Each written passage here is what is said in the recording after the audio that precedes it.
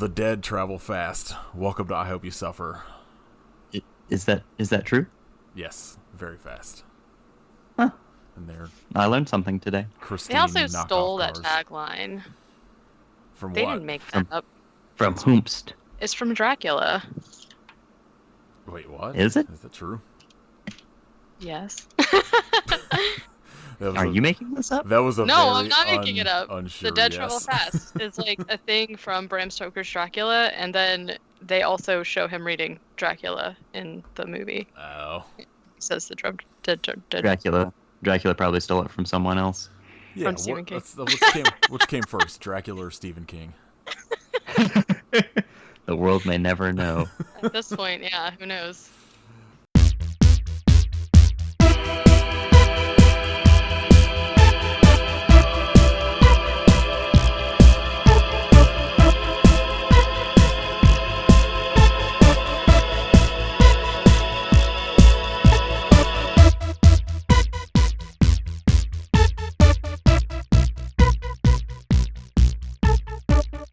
This is episode 76, I think, of I Hope You Suffer. My name is Nathan. I'm Kit. I'm Katie. And this week, we are talking about the Pac and Orange Cassidy match. That Katie does not know what we're talking about. I'm in. I could talk about that for an hour and a half. All I've watched is clips of it on Twitter, and it looks amazing. OC, a legend. Freshly squeezed. Everybody tweet at Orange Cassidy and tell him to come on our podcast, please. He can say like 3 words the entire time. I'm fine with it. I'll be like, hello, Orange Julius. What do you do? Yeah, you and Caitlin. Caitlin's always like, yeah, that wrestler, Orange Julius, you and Kit are always talking about. That's literally always what comes to mind whenever I see it, and I don't know why, because it's like, I don't know, it's not related, but... Alright, well, we were going to do the Dead Zone on this episode, and then all of the Stephen King movies from pretty much everywhere went to Stars, which none of us have. Because Stars sucks. Pretty much our entire month of movies just went out the window.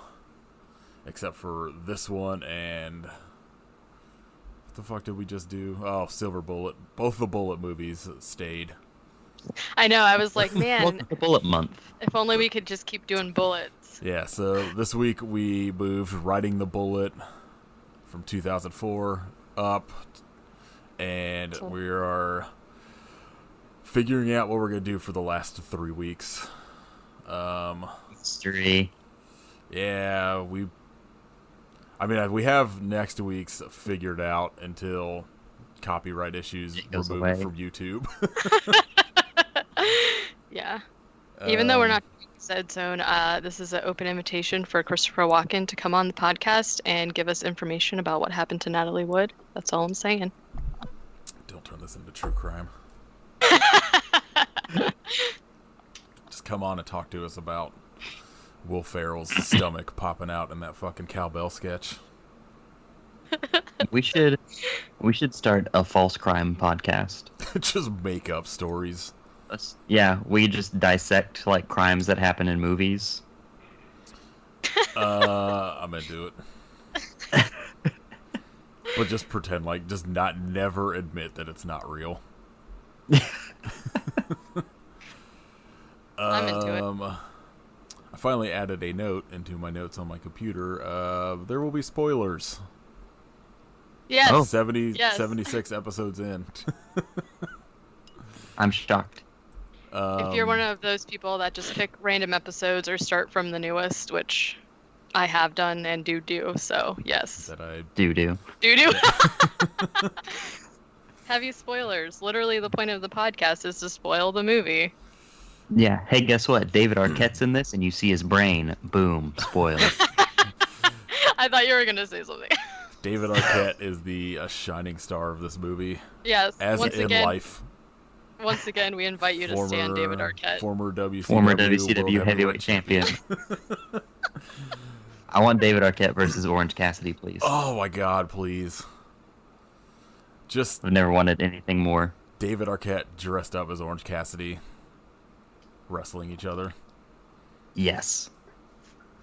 All right, so this movie, like all Stephen King adaptations, was directed by Mick Garris, who has done, what, 7? I don't even know. Sleepwalkers, Riding the Bullet, The Stand miniseries, Quicksilver Highway, The Shining TV series, or like miniseries, Desperation and Bag of Bones. Damn. Yeah, he's done a lot. This movie stars Good for me. Jonathan Jackson as Alan Parker, former WCW World Heavyweight Champion David Arquette as George Staub, and a swim fan herself, Erica Christensen, as a name I forgot to write down. I just wrote swim fan in my note. I did too, but I'm pretty sure her name's Jessica. Oh, yeah, I think that sounds right. Sadly. And that's all of my notes. End of episode. Let's skip right ahead to David Arquette showing off his brain. Yes. Barbara Hershey is also in it, who She plays the mom, right? Yeah, she's in so much stuff. I like her. Not who I was picturing to play his mom, but I like her. She kind of reminds me of, like, Karen Black a little bit. Yeah, I get that. All right. Katie, take over, because I got nothing. I am Okay. tired and packing and tired. Yeah, at this point it's like nobody sleeps, everyone's sick. Yes. Technology so far has worked, knock on wood, so we'll see. So first of all, yeah, so they're doing Riding the Bullet, which was a novella that came out in 2000. And something kind of cool about it, it actually came out first on the internet as the first mass market ebook, like the world's first mass market ebook, which is really cool. I was going to ask about that. I saw like a trivia thing or whatever that was like originally like written for the internet, and I was like, what the fuck does that mean? Yeah, so the thing that I think is kind of cool about it is that the book was like, it was an ebook. I mean, it's not a full-length book, obviously, it's a novella, but it was like $2 or something like that, and they ended up getting, like, when it first launched, it had 400,000 downloads, so that's pretty cool. What year was that? 2000. That's not bad for 2000. Yeah, it's pretty cool, and it's super cheap. And so that was like when it first came out, and then it was also printed in a collection of works called Everything's Eventual, which came out, I don't know, I was in high school. That was one of the first, like, so basically Everything's Eventual is like a collection of stories that have previously been in other things. And one of the other popular ones that's in it is 1408, which, if people have or have not seen that one, that's another John Cusack one. And then it's got another story in it that's sort of like a prequel to the Dark Tower series, which is another one of his famous ones. So that's the movie we need to do. Oh, God. Please no. Please You're no. lucky I couldn't find it streaming anywhere, because that was going to be a suggestion. Oh my God. Oh man. So this one is, this, of all the ones that we're doing, well, our plans changed, but this is one of the ones that I have read a few times because Everything's Eventual, when it came out, was like one of my favorite collections of stories, and it still is. So I guess I recommend that. I mean, he's got a lot of collections, and a lot of his stuff you can get in other things, but this specific group of stories I really like. So that's my little trivia, and we're gonna start the movie now. So our second Bullet movie starts with a full moon again. Who would have thought? And you just see this like outline of a hitchhiker, and then also I wanted to say this movie is insane. So much stuff happens with it. It is like such a crazy ride, you guys. Yeah, I don't. I'm still like Would you say it's a roller coaster? I would. Oh, I hadn't seen it before, and like, I didn't not like it. I just also don't fully know what happened. I feel like I need to watch it again to kind of, or at least watch it where I'm not like on 3 hours of sleep, to kind of Same. like actually gauge what happened and how I kind of feel about it. Also, like we were talking a little bit before we started recording.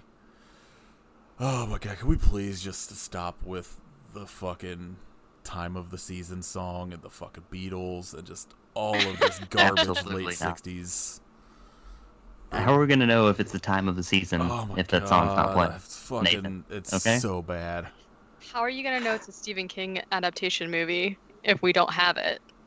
Just do like some of those weird movies that'll do like time period movies but not update the music. Kind of like fucking the Romeo and Juliet in the 90s. Oh my god, I love that movie so A much. Knight's Tale. Yeah. A Knight's yeah. I originally had two notes, which one of them we will get to, and then my first note originally that I think I just like erased was just like, oh my god, I hate this fucking song so much. It doesn't bother me. I think It's I don't know. it's just the song that every fucking movie uses to be like, hey, it's the 60s. Yeah. Yeah. It's the only music they had. Okay, Apparently. it was the Beatles and that song. I would have Which taken I- like the Beatles over that, but they just weren't gonna pay for that apparently. Oh no. Mm-mm. They should have just used just anything. California Dreamin', just because. Oh man. I don't know. I think, yeah, I see where you're going with it. And so this, I don't know. This movie, I'm pretty sure I'd seen it before, but I didn't really remember most of it because, like I said, I'm like most familiar with the story that it's based off of. So of course, I'm gonna interject and tell you the difference between it because like. This is another one of those movies where they took like just a very short story and like bare bones of it and then just like really, really ran off on a tangent with it. So there's a lot of things in this movie that there's just a lot of stuff that happens, like lots of little cuts or whatever, which makes it really hard to. It's just like one of those movies for a note-taking standpoint that's hard to like watch and fully get the scope of it because like as you're writing like 5 things happen and you're like what just happened, I would say so you it's have to like- rewind it a bunch. It seems like it's not like plot-wise a lot of stuff doesn't happen. But like Right, yeah, there's it's a just lot of like it's very dialogue heavy and like a lot yeah of and there's a lot of like theatric stuff that happens that to me a lot of it didn't need to be in the movie. Yeah, there's like a Yeah. lot of shit of like Alan talking to himself, like, his like weird ghost self, and like His doppel-Alan, that's what I called him. the end of this podcast. So yeah, overall I do like the movie. I think that they added a lot of really cool stuff. I think for me, David Arquette really carries this movie because like his character that he plays is like a pretty big part of the movie, not a super big part of the story. So I think he's a big part of the movie that doesn't show up until like 40 minutes in. right. But I think he's just so great. He's a delight. I love it. He is. So okay, so yeah, so we see a moon and a hitchhiker, and then we get the credits that are going over a bunch of home movies. I think, it's like Halloween. There's like a kid and a mom. There's people running around. You get your first glimpse at a boy standing in line with his mom to ride a roller coaster, and he's scared. And then immediately there's boobs. So, basically, Alan, who's the main character, and his girlfriend Swim Fan are in a live drawing class, and they're like arguing. I guess she wants to break up with him, and This he's This fucking like plot idea, I was just like, this is a terrible idea on her part. When it's like, Okay, yeah. well, I guess of what, like, yeah, I don't know. It's all weird. It is weird, and keeping with the theme, literally everybody in this movie, except for the mom, is trash. So basically, they're arguing. They're supposed to be drawing this nude model, and instead, Alan has drawn her as like a skeleton person with like the Grim Reaper standing behind her.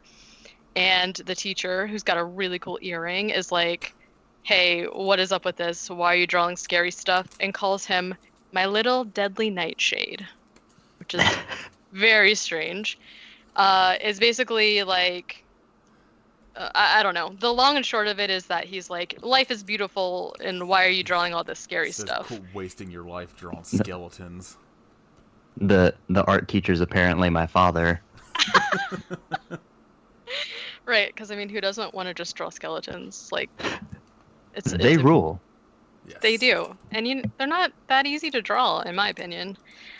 Okay, so then I don't know. They do a lot of setup of Alan as being, I think Swim Fam calls him like the Prince of Darkness. So he's just like a depressed like art student. He's just like, whatever, man. Life is whatever. Very good John Carpenter movie. Alan is the yeah. So so this is like they go outside. Swim Fan's like, whatever, give me a kiss, I'm leaving. And so she leaves. And so this is like when the first weird thing happens.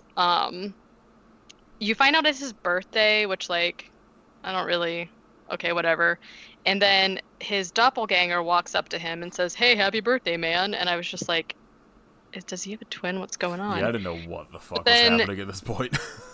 Yeah, and he's just like, happy birthday to me. And then he just like walks through his doppelganger.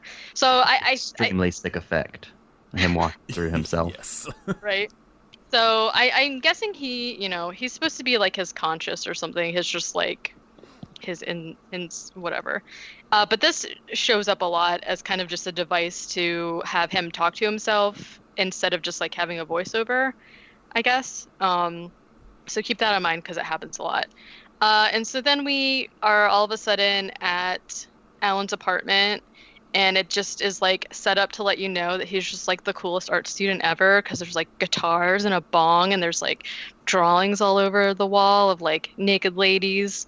And then he's just, smoking a J in the bathtub. Also, just drawings of naked women on his bathtub and the walls. This is real weird. Like, yeah, it's like he drew on everything.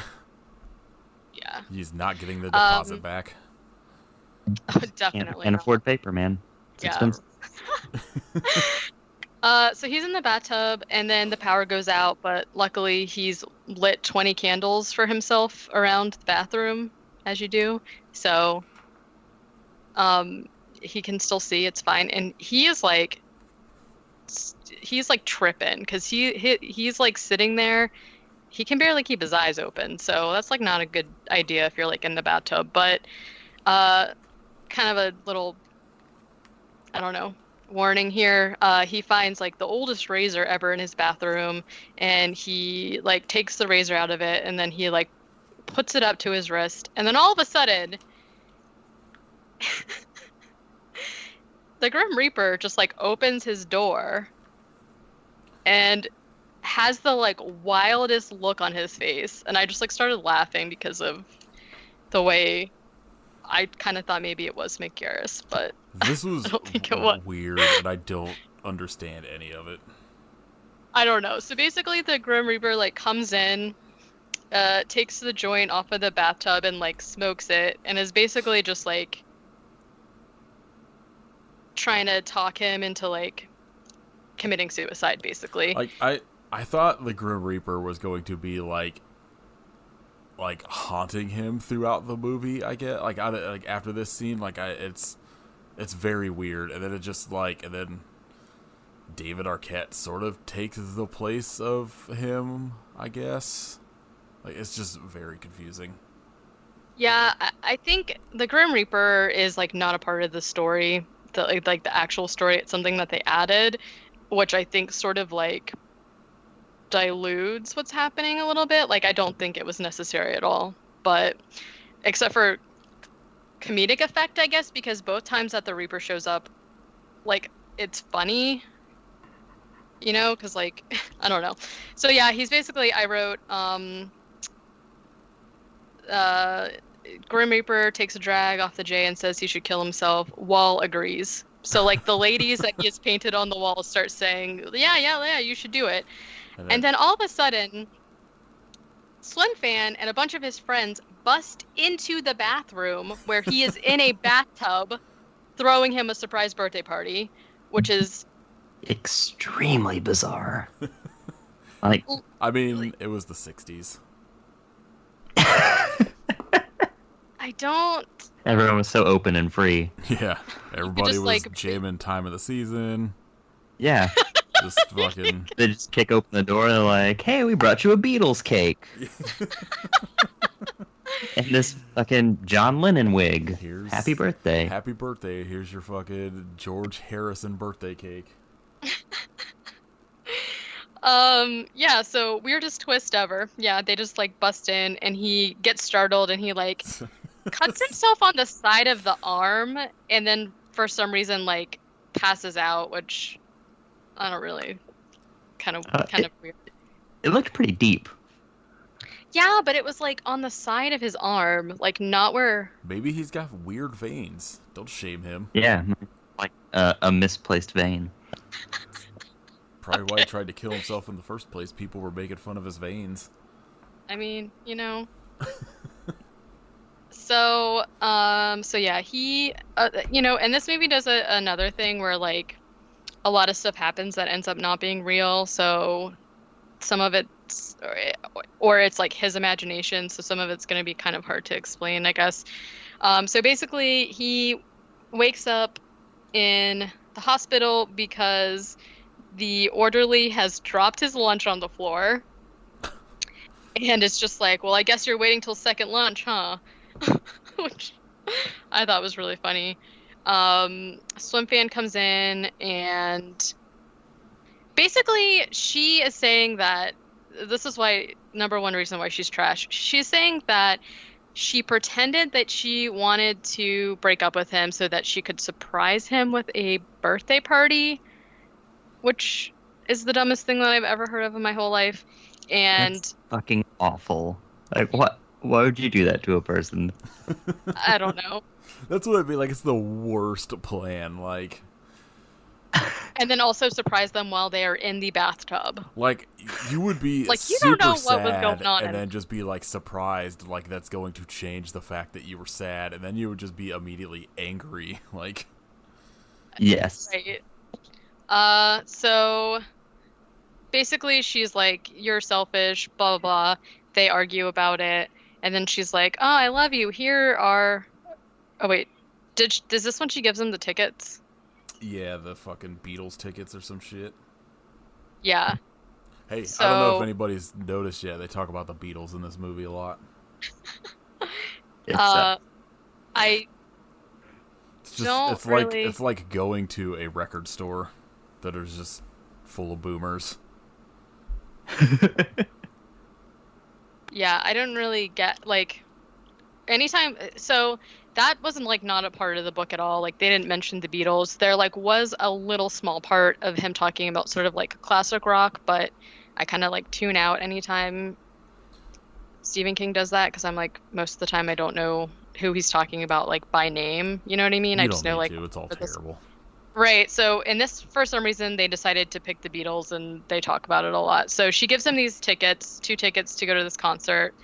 And then the next day, like he's back at school, college. It's a college. It's University of Maine. And for some reason, his friend like took a picture of him in the bathtub and gave it to the school paper. So there's like a picture of it saying that he was like shaming him basically, which was like really strange. It's a good friend. Right, and then immediately is like, hey, can I take a picture of your stitches, which is even weirder. And so then basically Alan's like says to Swim Fan like, hey, like you were really trying to break up with me, right? You just like felt bad because you thought that this wasn't an accident. And she's just like, you're so cold. I don't, whatever. I'm sorry. And so I guess they break up technically. And so then Alan, they're back at their apartment, and Alan basically like asks his friends if they want to go to the show, which is when I just wrote they talk about musics, because they just say a bunch of stuff about music. One of the lines I wrote here that I thought was really funny, though, is like, so I don't know why this is necessary as part of the plot, but it's the day before Halloween. Alan's birthday is the day before Halloween, and then they're gonna go to the show that night or the next day or something. And one of the friends said they got Halloween in Canada, which I don't know why, but I thought that was really funny. So they decide that they're gonna go, and then the phone rings, and Alan thinks it's gonna be Slim Fan saying that she wants to get back together, but instead it's a call from his mom's neighbor saying that she had a stroke and she's okay, like, can he come in the weekend? So then Alan has like his first of many, many flashbacks of his dad's funeral, I guess, and then imagines his mom's funeral, and then imagines his own funeral.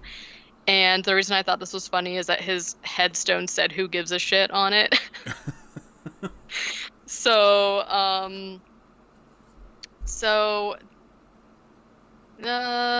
yeah.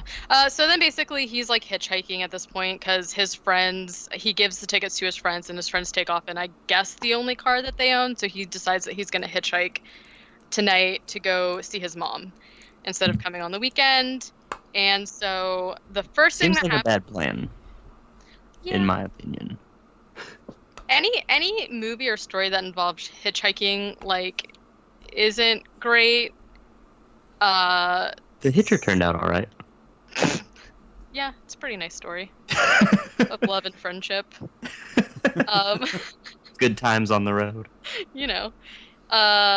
So I don't know. This just seems like, so all of the stuff that happens to him just seems like he seems pretty unfazed by most of it, I guess, and he's just like, well, that's hitching, you know. I don't know. So the first thing that happens is that a Peace Bug van pulls up. Like, literally, it's just one of those Volkswagen vans. Like, everyone has seen this exact van in their life. It's the 60s. Yeah. And I didn't really super pay attention to this part because, like, this was like a made-up character. So I don't know. Basically, the dude is like, hey, man, do you want to get high? They're all made-up characters.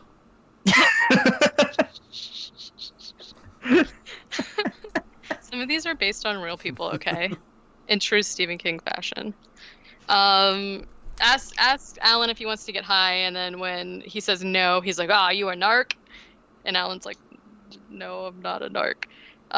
Then, I don't know, the guy just, like, goes off. He's, like, talking about Nam and Woodstock, and then all of a sudden he just, like, swerves off the road, and the van does, like, 360s, and then Alan is just like, okay, see ya. I don't know, was the guy supposed to be like AWOL or something? I don't know, I didn't understand any of it. Because I think I just kept thinking he was David Foster Wallace. I think it was, actually. So I don't know. So that whole thing was like weird. So basically he gets out, and then there's like another scene of him just like sketching by the road. He has like another weird flashback, and he sees this crow in the road, and the crow says, "What the fuck are you looking at?" right before it gets hit by an ambulance. That's the best part of the movie. An incredible, like, 30-second stretch. Yeah. So then he's like, "Oh, that was really weird, man." So then he starts walking again. He finds the wreck that the ambulance was going to, and he just like walks through the wreck and just like walks up to the guy that's on the stretcher, which I thought was really kind of strange. And then the guy on the stretcher, who is like got his head busted up, is like, "Do you want to ride?" And then Alan has another flashback about asking his mom how his dad died. The only, I don't know. There's so many flashbacks that I'm just like, who really cares? Except that she mentions that his dad was on the way back from a meeting in Castle Rock, which gives us the canon, I guess. She says that basically he was walking down the side of the road because his car broke down and he got hit.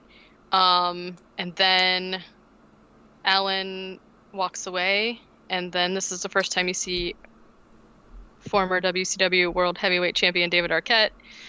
Yeah. Oh, I missed him showing up this early. Yeah, he was like he just was like standing there looking. So like you don't even know. Yeah. Glaring. I don't think I caught him until he like actually picks him up. Yeah. There was, I'm gonna look it up, just keep going, but there was something else I saw that like tied this into like the Stephen King universe and like the trivia stuff. Okay. So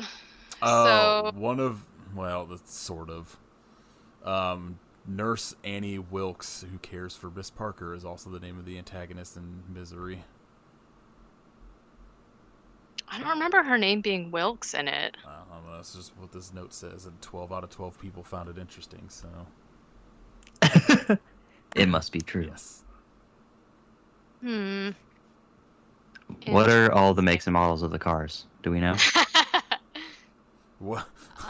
No, but Erica Christensen's character tells Jonathan Jackson's character at the beginning of the movie to not be so Leave It to Beaver about their breakup.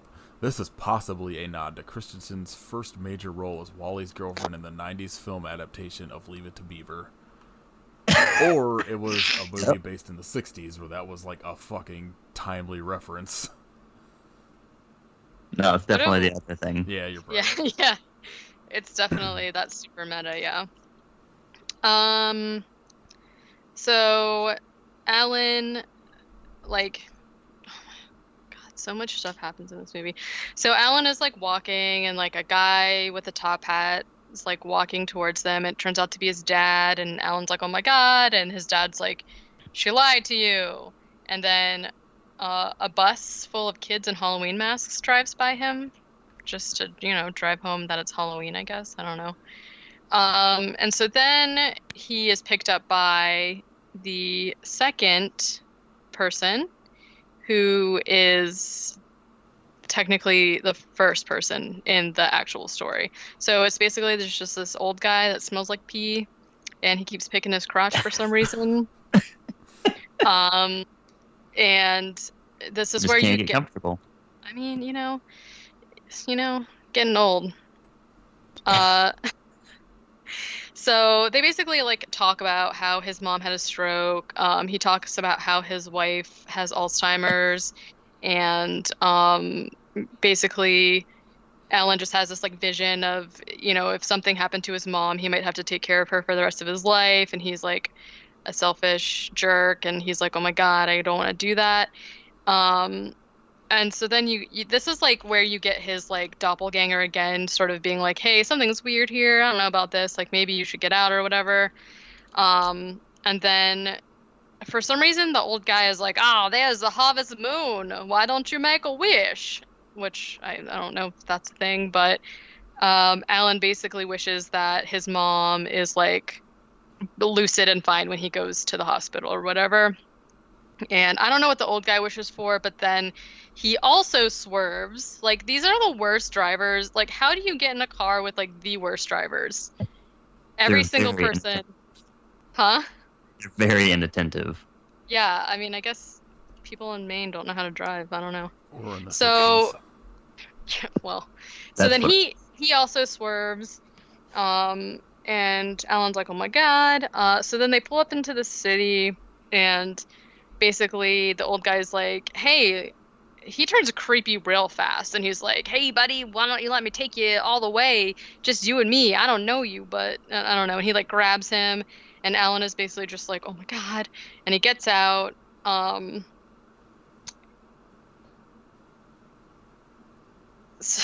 This next part also like is so crazy and like doesn't happen in the story that I remember, so the hard cut like really confuses me. So he basically like leaves, he's walking down the side of the road again, and he tries to hitch on this truck, but the guy like throws a bottle at him and yells at him, and then he says, like "F you" to the truck, and so then the people in the truck just like stop and then chase him into the woods, like in their car, and they're like, "Yeehaw!" This is so They like, weird.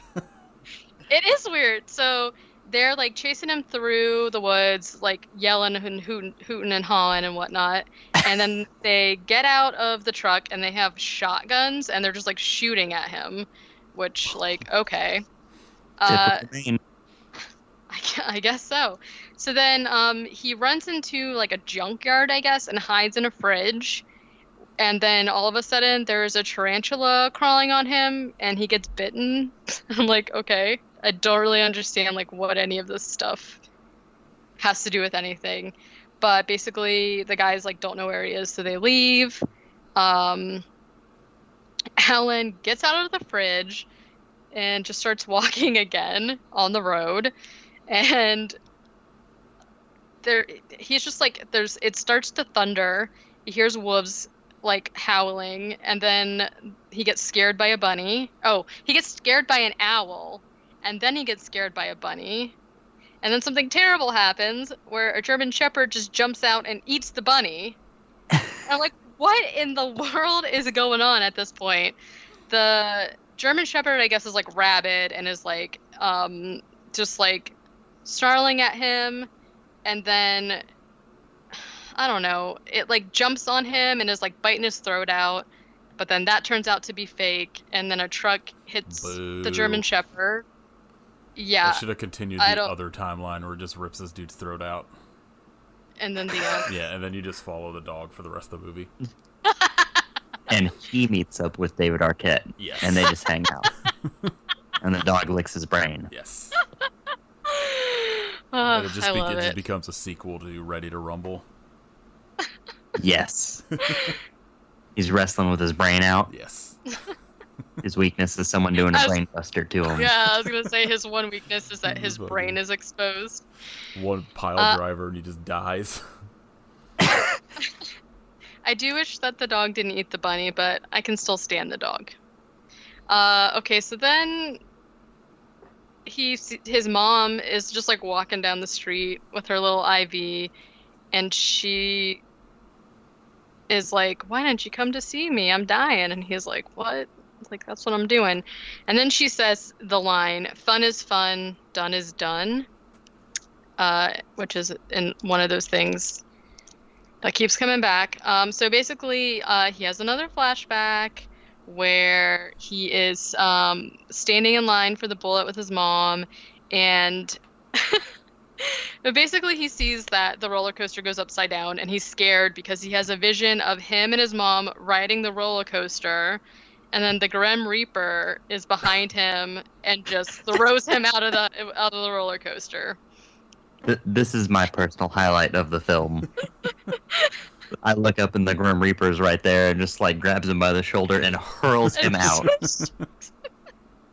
And he just goes like flying. Like all they needed was that like stock, that yell that stock yell they have that's like the Wilhelm Scream. Yeah. That's like all this. So basically, so he gets scared and he's like, "Mom, I want to leave," and she's just like, "Ah, man, we waited in line, whatever," and she like smacks him in the back of the head and they leave. Like literally the only thing that the saint of a woman has done wrong in her entire life, and it's like the one thing that he cannot forget. So yes, spoiled white kids. I mean, for real. So then he is walking and he stumbles upon a cemetery and he goes in, of course, and he sees this gravestone that says that it's George Staub's gravestone, and it says "Fun is fun, done is done." And he's like, "Oh my God, that must mean that my mom is dead. Like, what is happening?" And then what a weird conclusion to jump to. I know. Well, and then it's weird because like he pops out of the ground and says like, "We're waiting for you, Alan," or something like that, and then he gets scared and falls back and hits his head. And then when he gets up, he looks at the gravestone and it says something else, and he's like, "Oh my God, that's what it said." And he says to himself, "No, whatever. I don't know. It's very confusing." So then Can we he, talk about how lucky he is to be alive after he hit his head on the corner of like gravestone? After literally Yeah. everything that's happened to him in this movie. Oh God. yeah, right. He had his like the razor accident. Then he was like in a car that spun off the road. Got his weird He sidearm almost- veins. Jesus. Yeah. And then he almost got mauled by a dog, and then he almost got peed on, and now he's like, who knows? I feel like he's almost Gosh. been hit by cars like 4 times. Oh yeah, and then he almost got shot. He got bit by a tarantula. That's why I'm just like, thing after thing keeps happening to this kid, and I'm like, goodness, The entire time I was watching this movie, I expected the end to be like Jacob's Ladder, where it just like flashes back and he was in like the bathtub the whole time, like dying from cutting his arm, right. which would have made more sense.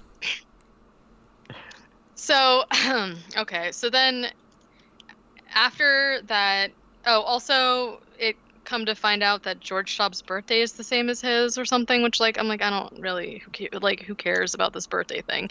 So, but then he hears a car, and he runs out and flags it down, and he gets in, and it's our boy David Former Arquette. WCW World There you go. Heavyweight Champion David Arquette. I wanted to say we have to say that every time, but I can't remember it. So, so yeah, he's basically just like, "Hey man, what's going on?" And he's basically like, "Yeah, oh, well, he lies about why he needs a ride, and he says that his brother's getting married, and that his name is Hector." Why does he feel the need to lie? I did not understand that.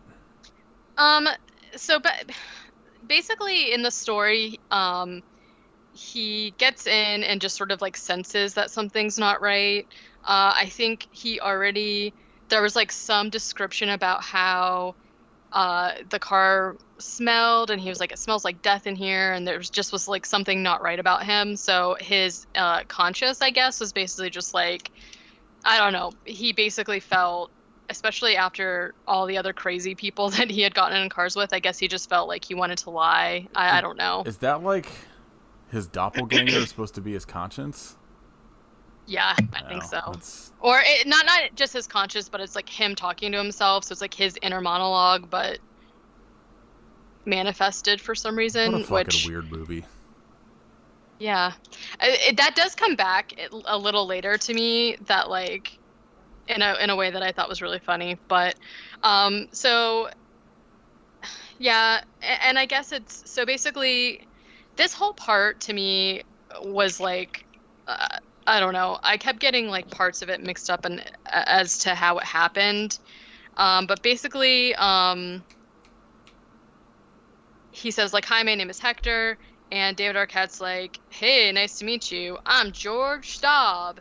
And then Alan's like, "Oh my God, like that was his grave, and like this guy's dead." And that's when you get the "dead travel fast" like quote from Dracula.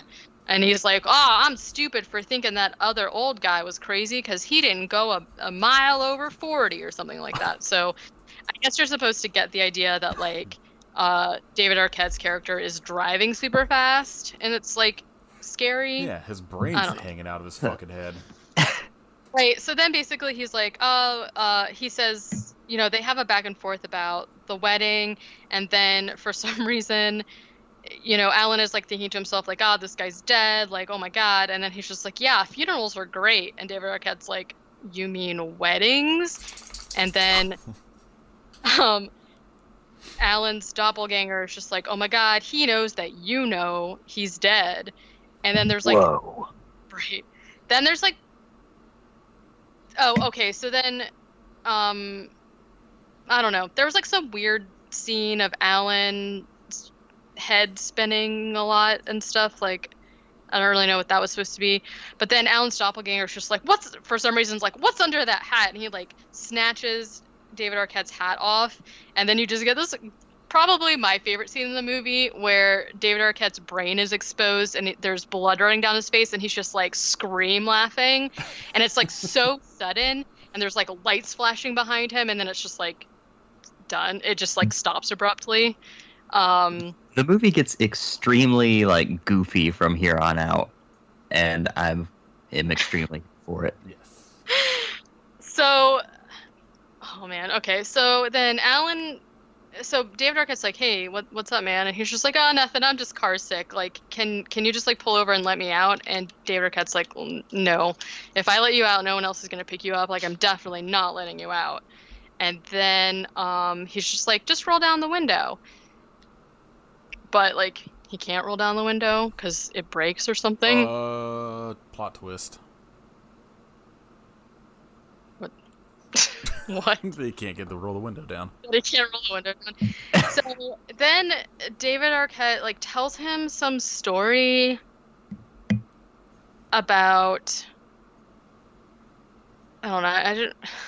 Basically tells him the story like, hey, haven't you heard that story about the kid who buys the Cadillac for $750 or something? And basically like the punchline of it is that this guy was like a traveling salesman and his wife like committed suicide in the car and he was gone for 2 weeks and he came back and found her and now the car smells, so he's selling the car for $750 or something like that. And it's basically I don't know. He's just like, I thought of the story because of the way that the car smells in here. Like the car smells really bad, and I use air freshener, but it's not working. This whole scene between like him and David Arquette is so long. There's just like so much dialogue in it that's like weird.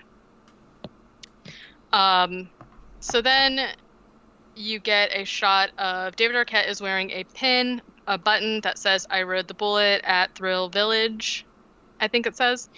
And he's basically like, yeah, I got this pin as a joke to give to my girlfriend. She was supposed to come, but she didn't come because she's OTR, which is very gross, but it did make me laugh. Oh, I just put that together. I didn't like hear that in the movie, so. Yeah, and he's basically just like, she's better that she is, because if not, it's trouble for me or something like that. And I was just like, gross. So so then he asks if Alan has ever been to Ride the Bullet, and Alan again lies and says like, yeah, I went with my dad, we rode the Bullet. And then David Arquette says, I rode that fucker 4 times. Did you ride the Bullet, Alan? And then he basically is like, you basically calls this bluff and says like, I know that your mom was the one that took you and that you didn't ride the Bullet because you were too scared and you chickened out. And then Alan is basically just like, oh my god. And he's like, yeah, I never rolled the Bullet. And then David Arquette goes, till now. And then there's like this really weird cut of you entering a movie theater, and the movie that's playing is Riding the Bullet, starring George Staub, and it's like really over the top. Like, I love this so much. This is pretty cool too. It's like really over the top, like a really, I don't know. They make it seem like you are watching his story as like a kooky 80s movie, like sort of thing. So it shows David Arquette drinking and driving basically, and he goes to pass this truck on like a 2-lane little road, and another van pulls out, so he swerves and slams into like a truck that just has a bunch of pumpkins on the back of it, and swerves into it. Obviously pumpkins go everywhere, and then you're getting this like slow pan of like the scene, and then that just cuts to the back of David Arquette's truck or his car, and his head is just in the seat next to a bunch of pumpkins, and then his eyes open and he's just like, I don't know what he says. He's basically says something like, I'm here to take the souls of the living on the night of the full moon, like something crazy kooky like that. And so then David Arquette basically is like, "Hey, Alan, do you know who I am?" And then that's when you get this like story about how he is a messenger for.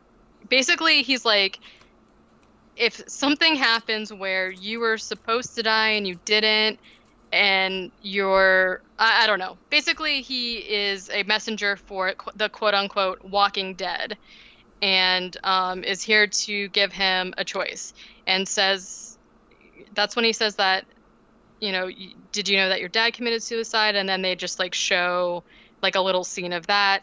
And then Alan is like mad and he's like, I didn't, my dad didn't kill himself, whatever. And David Arquette is basically just like, you need to decide who rides the bullet, you or your mom. Like, so basically he needs to decide if him or his mom is going to die, because David Arquette is going to take one of them with him. And so one of the points of this book and story that like was really weird to me is that like one of the rationalizations that Alan makes for himself is that he's only 21 and his mom's 48. And so I was just like, 48 is not that old. Like, it was in the 60s. People only lived to be like 52 then. True. Science. Yeah. But also in the book, Beatles listening. huh? All the Beatles listening. The Beatles just like cut your lifespan in half. I mean, I guess so. All the oldest people never heard the Beatles. The oldest people. Anyways, so basically, yeah. So then he has a flashback again, and it's basically like like a combination of every flashback that has showed up in the movie so far, of just like different things between him and his mom, and then like all of a sudden is this awful damn crapheads? I don't know. I skipped a lot of the flashbacks, so it might have been. The only note I wrote down in all capital letters was awful damn crapheads. It might have been. After a while I just like stopped writing the flashbacks because I was like, who cares? It's basically all of the flashbacks are kind of showing you that she was a really, really great mom and she like did everything she could for him. And like I said, she did one thing where she got mad because her little brat of a son didn't want to ride this roller coaster after they had been standing in line for like whatever, so and then all of a sudden dying matters to Ellen, and he argues with David Arquette, and he's like, it's not fair that you're trying to make me like make this choice. And David Arquette's like, yeah, at least you have a choice, bro, because David Arquette did not get a choice. Technically his choice was not to drink and drive, but whatever, it's fine. So then shouldn't have read the bullet. Bus driving is drunk driving. So Alan, so basically like Alan's consciousness is like talking to him, and he's like, whatever. And then I don't even know what he was saying because I was laughing so hard. With David Arquette literally just like turns to his consciousness and is like, what are you, as conscious, or like the devil on his shoulder or the angel on his shoulder? Just shut up or whatever. And that made me laugh really hard because he just looked so startled, because like this entire time his consciousness has been like talking to him, and like David Arquette could hear him this whole time. So I don't know, I thought that was pretty funny. Then this part I was like writing notes, so I didn't really see what happened, but Alan like ripped David Arquette's hand off or something. Yeah, like he's I can't remember exactly what he's doing, but he like grabs his hand and like all of the skin comes off it. Okay, you hate to see it. Gotta moisturize really people. So basically, because I looked up and I guess it's just like his hand glove that like flops on the ground, and I thought it was like his whole hand. Yeah. Also known as hand skin. Yeah, his hand skin just slip on. Okay, so so Alan gets out and he's like running, and David Arquette chases him in the car, which again, another movie where people are just like running away from cars like it's NBD, because I feel like, cars should be hard to outrun, but that's just me. Yeah.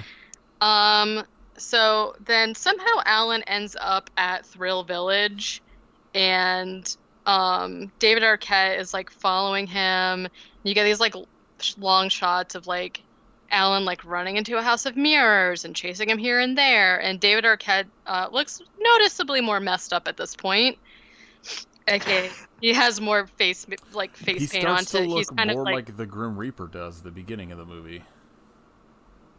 yeah. So he's like looking less and less like a real person because they're getting closer to the time where he's got to take somebody with him, basically. Dead people are real people, okay? So then, so he's, I don't know. It like alternates between Alan just like David Arquette chasing him on foot and then like chasing him in the car and then he's like on foot again. Somehow Alan ends up on the bullet and he sits down in a car and it turns on and he's just like, it switches between him being in the car by himself and then him being in the car with his mom and his dad and his two friends who are basically just like, we didn't make it to Canada, dude. So, you know, I guess they've died. And then he rides the bullet finally, and it's the shortest roller coaster ever. So I don't know. So then he's just like, whoa, it's over. And he just gets out of the car and he runs. But then he sees his mom standing in front of like those terrifying swing things. And she's like, hi, it's me. Hold on a second. You brought me here. Why are those swings terrifying?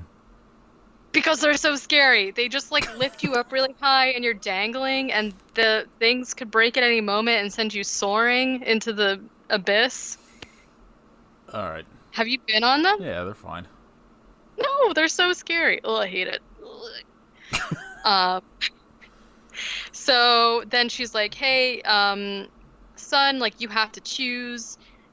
One of us has to die, basically. And she's like holding her hand, and he's like, Mom, what's wrong with your hand? And then it turns into David Arquette, and he's like, you ripped my skin off!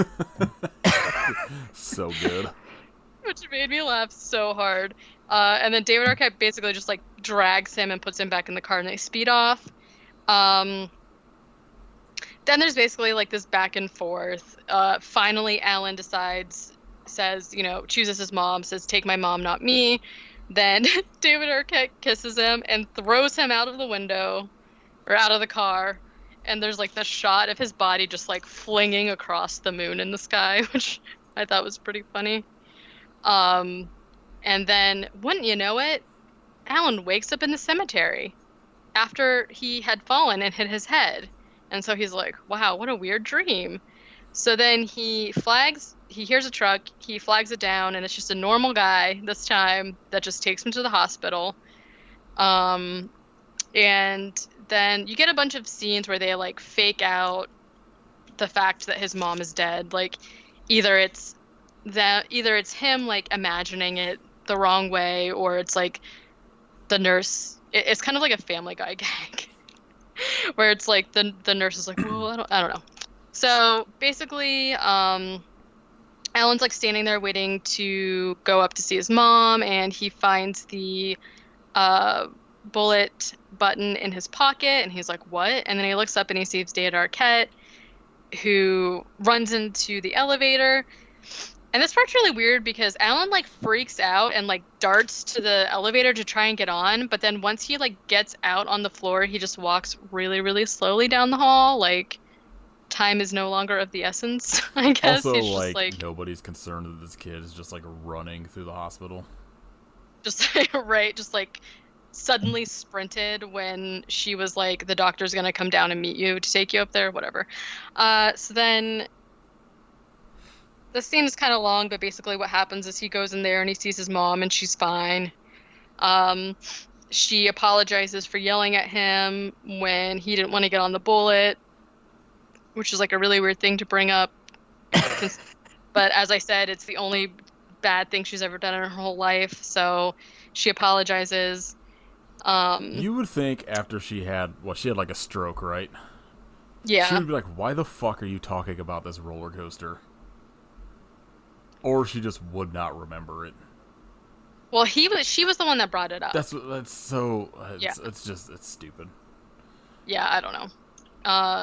She had an Ambien, okay? I guess, you know, bring stuff up.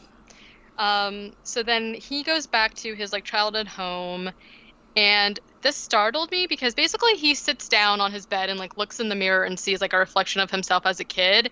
And then this man just starts talking, like not Alan's voice, but just like a man voice. And it took me a minute to realize that like it's him when he's older. Because he's like, I said, man narrates about how like a couple days later she gets out of the hospital. Alan spends a lot of time with her. Like he comes to see her every weekend now and like really cherishes the time he has left with her. But she doesn't stop smoking, and so apparently she just randomly dies one day while he is making a painting of David Arquette's car. So that's spooky. So I guess she lived another like 7 years or something like that. Then you see him at her funeral, and he is, for some reason, he's gonna put the pin of riding the bullet on top of her coffin, and then you get this like jump scare of it being David Arquette that pops out, but that's fake. And then Swim Fan shows up, and he's basically like, oh, you get fucking this whole voiceover. Yeah, this whole thing basically, he said, quote unquote, it unlocked my heart, and he was able to see how great life is. And then you just get this kind of like throwaway that like him and Swim Fan get married for a year, but it doesn't work out, even though it's no one's fault. And I was like, okay. So then you finally see the man from the very beginning who was watching home movies is actually Alan when he's older. And he talks about the Beatles some more. And he talks about how he was a painter and how he missed his mom. And then we finally see him ride the bullet. And he's happy. And then you're like, oh, wow, that's the end. But then we see Alan walking on the road and a car pulls up. And it's David Arquette. And he says, do you want to ride? And Alan's like, no, thanks, I'll walk. And David Arquette gives him the shadiest look, and it's just like, whatever. Flicks his cigarette at him and just drives off. Mick Garris out then, here with the mid-credit scene before Marvel. Yeah. Right? And then he just says, basically, he's like, some of us ride the bullet and some of us don't. And sometimes you just take your butt and get out of here or something like that. And then that's the end. Sometimes you live long enough to see yourself become the bullet. Sometimes. I forget like what the actual final line is, but the like whatever the like actual line he says is a John Lennon lyric. Oh yeah. Oh, that's lost on me. I don't know. I forget. It's like from some John Lennon song, but John Lennon is gross. So that was Riding the Bullet. So basically the story is it just starts with Alan getting the phone call that his mom is having a stroke. So he's not a moody Prince of Darkness art student that we've grown to love. And then the hitchhiking happens, but it's only Pee Pants and David Arquette. And so you do get flashbacks of like him being a kid. You get the monologue of him talking to himself, which is present like in a lot of King books. So, and then he chooses pretty fast, in my opinion, in the actual book that he's going to sacrifice his mom. And then basically uses that as sort of like a way to like further be like, woe is me, because he's like, well, he said he would take my mom, but he didn't say when, so now I just have to wait. And like that's pretty much it. And then the end happens really fast, so it's not a very long story. They added a lot to it, like a lot. So I don't know. That's it. It's weird because like I said earlier, like not a lot happens, but a lot happens. Because it's essentially the whole, like, it's just him hitchhiking. But then it's just, like, a bunch of, like, weird nonsense happens. And it's just a lot of, like, flashbacks or, like, shit he thinks he sees. Right. And so for me, I think I really like the short story a lot because it's one of his stories where like um it's like normal the things that happen and like the only weird thing is so also in the story I meant to mention like I this is like one thing that I did not prefer that they did because in the story um Alan doesn't see George's gravestone until after he wakes up in the cemetery after bumping his head, I'm pretty sure. So like in the beginning he didn't so I don't know. So there's like a little bit more of like a mystery except for the fact that he has the pin. It's kind of like did it happen or not, but he's like messed up because of it. So it's like a pretty normal story. There's like not a lot of weird stuff that happens whereas in the movie they kind of took it the other direction where it's like weird stuff doesn't stop happening. And in like some cases it worked, but it was just a lot. It was a lot. Agreed. This movie was a lot. I need to rewatch it. I didn't dislike it. I didn't love it. But I don't know. I feel like I missed a lot of what was happening. And Yeah. I don't know. I'll rewatch it some point. I ended up buying it on DVD. One of those buy 5 get 5 free sales the place here has. So Yeah, I think overall I liked it. I thought it was a little crazy, but I don't know. it's got David Arquette and Swim Fan in it, so I mean, how can you go wrong? the crossover. It definitely picked up whenever David Arquette rolled in. Yes.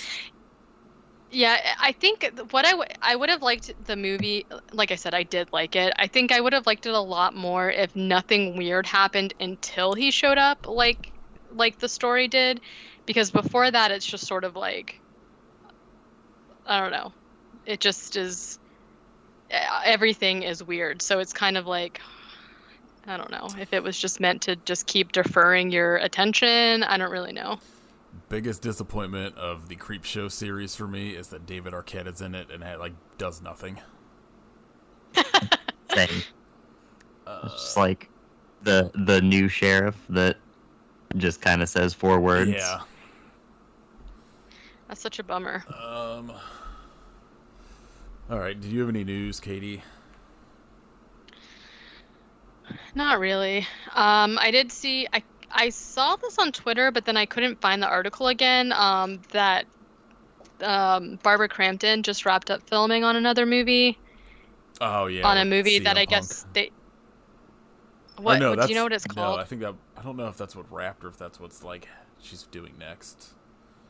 I don't know. There was one I saw that she just wrapped that I guess people didn't really know was happening, and I'm like, there was something about who was making the movie that was like important, but I'm just really blank. I literally just like glanced at it and then I couldn't find it again, and then I tried to Google it and I couldn't find it. So, guess it's not really news, but the fact that I guess she's in a it was called Jacob's Wife. Oh yeah, I don't know. Let me see if I can. But yeah, no. Jacob's moved on from his ladder. Yeah. That's right. It's time for his wife. Well, it's not even on IMDb yet, but I guess if you see the title of it somewhere, maybe look into it. So, but whatever, it's like exciting when she's in a movie. So there you go.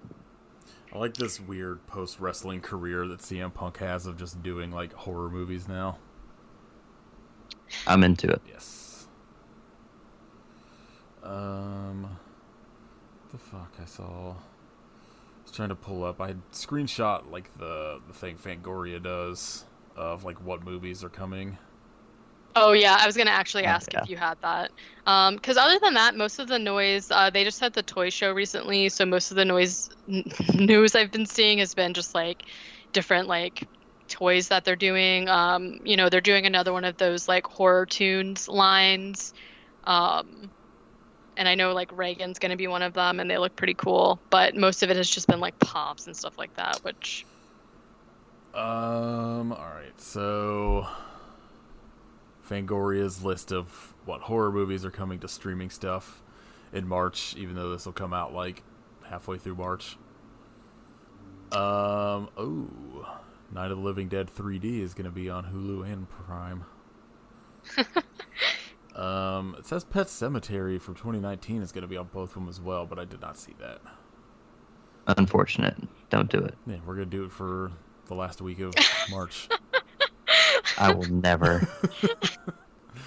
The Descent Part 1 and 2 is going to be on Prime. No, hell yeah. The Descent is very good. Shudder is getting a Satanic Panic. Daniel, Is It Real? Frankenstein 2015. I don't know what that is, but I'm intrigued. That's not the one with Aaron Eckhart in it? I have no idea. The last Frankenstein I remember is the one with Robert De Niro. Ginger Snaps is on Shudder, which is very good. I don't recognize any of the rest of this. Howl, Luciferina, Red Christmas, Some Kind of Hate. I'm assuming that's a Misfits documentary.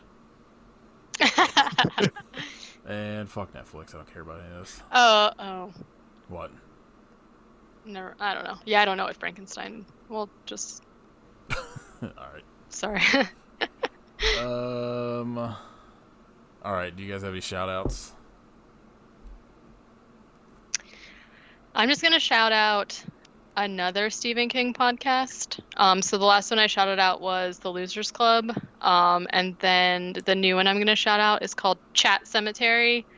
Cemetery spelled like Pet Cemetery. And it's just another Stephen King podcast. So if you need even more Stephen King or, people who wax a little bit more poetic than we do, you can check both of those out. That's impossible.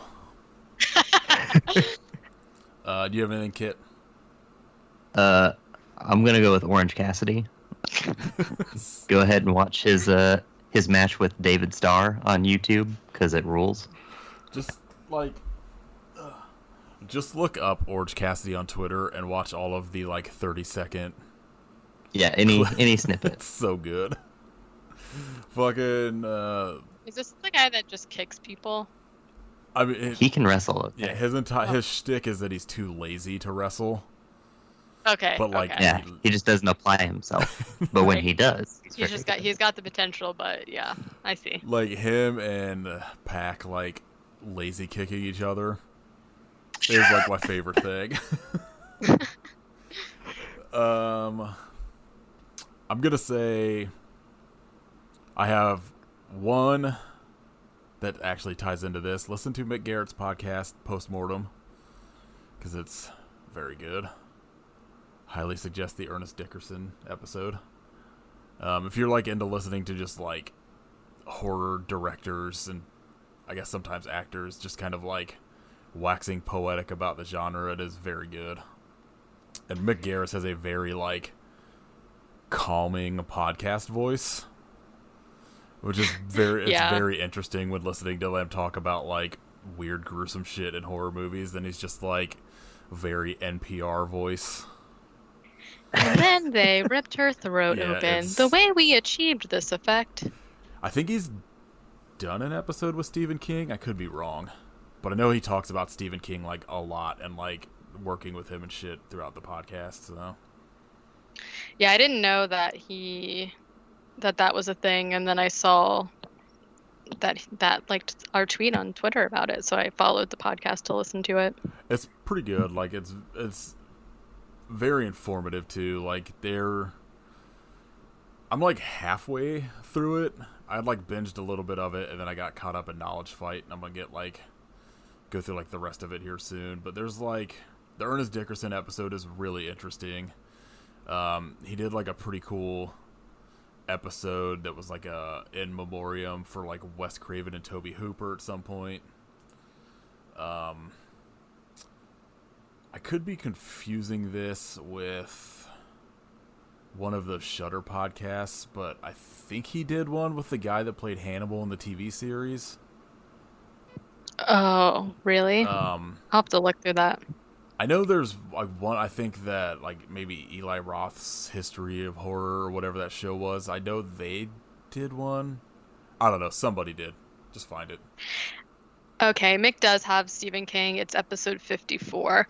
I'm also really excited. He's got a bunch of Ask Mick Anything episodes that are like kind of little short things or whatever, but I'm sure people ask him insane stuff. So Yeah, I don't think I'm got excited to, to check this out. any of those.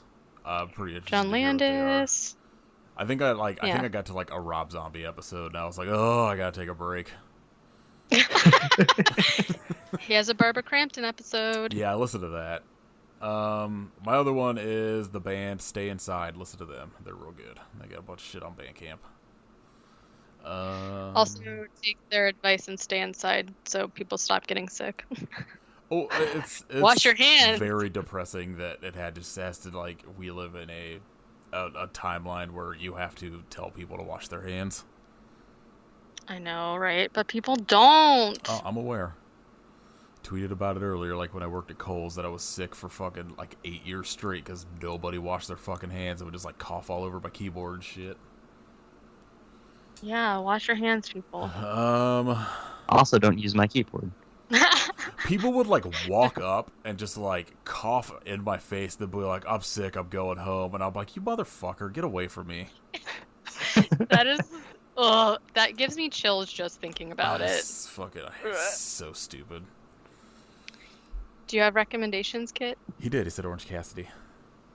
Oh, you guys just talk about him so much, I forgot.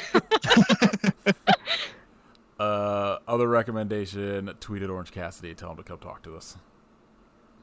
Yes, please. We will do whatever movie he wants. We will gently kick each other throughout. We will talk as little as possible. It'll be a long gaps of silence and then a couple words. Just like him breathing. It'll just be him giving us that lazy thumbs up, even though we can't see it. We'll do a vlog. There you go. Alright, so next week for our baby boy Kit's birthday, Oh. we were going to do Graveyard Shift, and then it left, so now we're going to do The Mangler.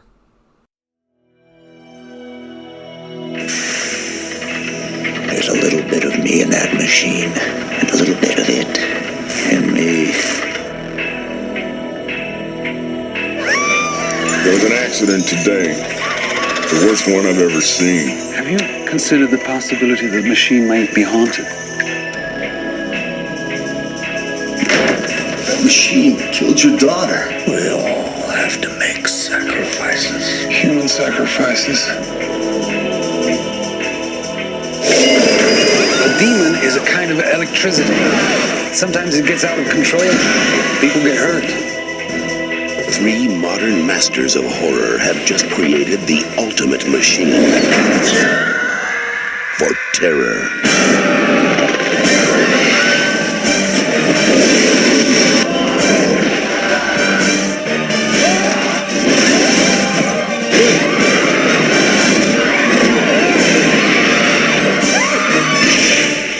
The Mangler.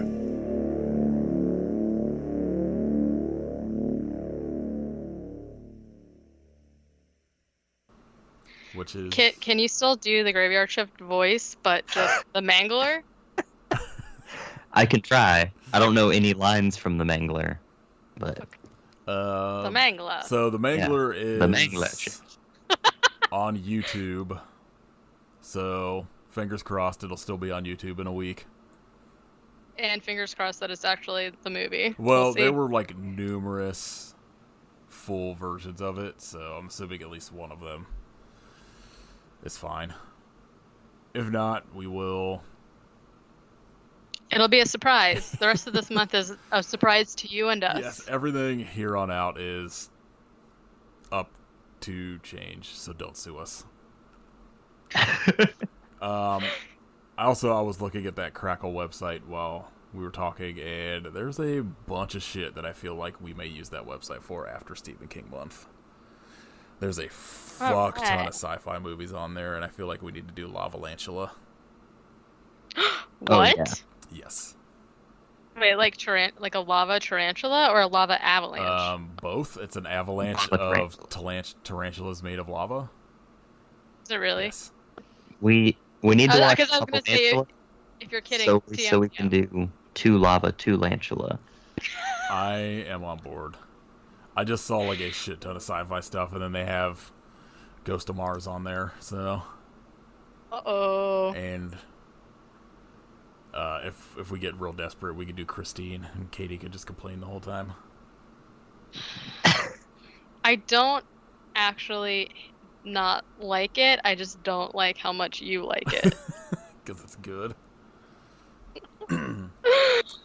All right, yeah, Mangler next week, and then TBD the other 2 weeks. Mystery weeks. It'll be a grab bag that if any of this stuff is not available, we will talk about Orange Cassidy some more. We'll make Katie watch the matches and then talk about them. All right, you can and should leave us a rating or review on iTunes or Apple Podcasts. Say nice things to us. We're fragile. Even if you're just leaving us 5-star review to wish Kid a happy birthday. Yes, do that. And then Katie in April, then me in May. Yeah, sounds good. You can follow us on Twitter at I Hope You Suffer and Instagram at I Hope You Suffer Podcast. Listen to Kids' other podcasts, Riff Raff. Follow Katie on stuff at Werewolf Face. And Coffee at Werewolf Face.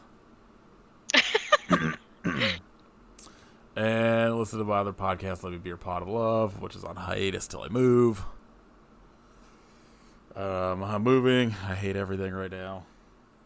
Fucking just tired. I just need it to be like May so I can just have a normal schedule again.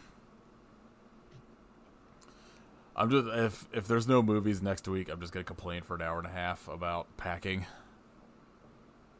and jobs. Sounds good. We'll just complain about jobs. I can do both of those. All